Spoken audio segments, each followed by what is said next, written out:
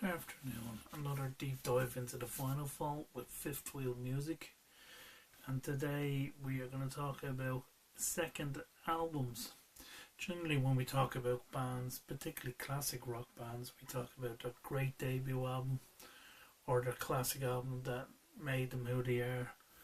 Second albums can be an issue for some bands, but in the albums we're going to look at today, they were actually a step up in a big way.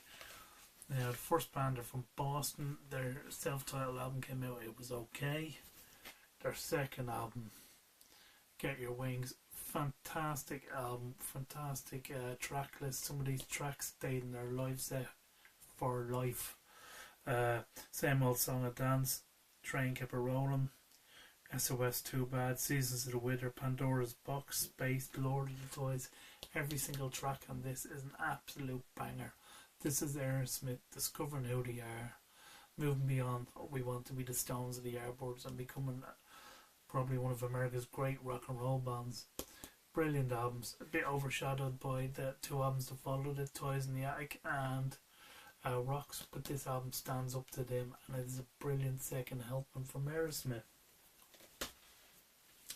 The next band even more so. Casual listeners will know them for Freeboard or Sweet Home Alabama, which features on this album Second Helping. Every track on this, again, a banger. Sweet Home Alabama, Don't Ask Me No Questions, Working for MCA, The Ballad at the Quarters Low, The Needle in the Spoon, Call Me the Breeze, Swamp Music, and I Need You. Every one of them a banger.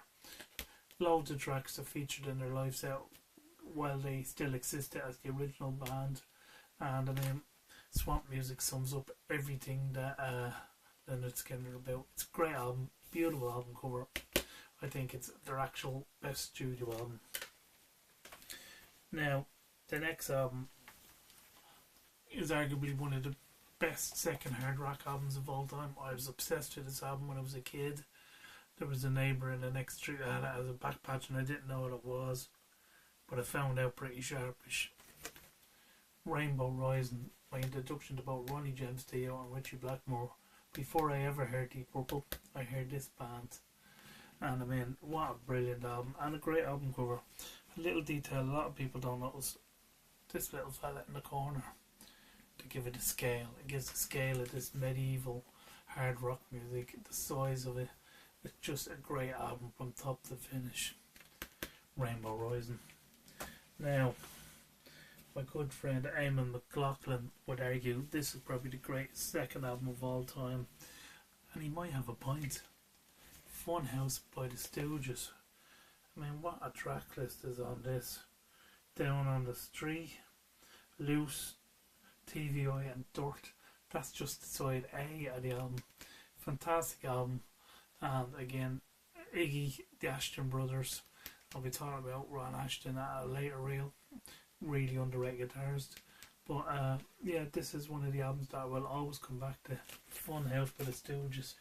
It's a fantastic album, and we will look at other second albums as we go along in different reels. I hope you know some of those albums, and if you don't, please check them out. If you like this content, Fifth Wheel Records, like and subscribe. Keep it final, keep it real, and we will talk again soon.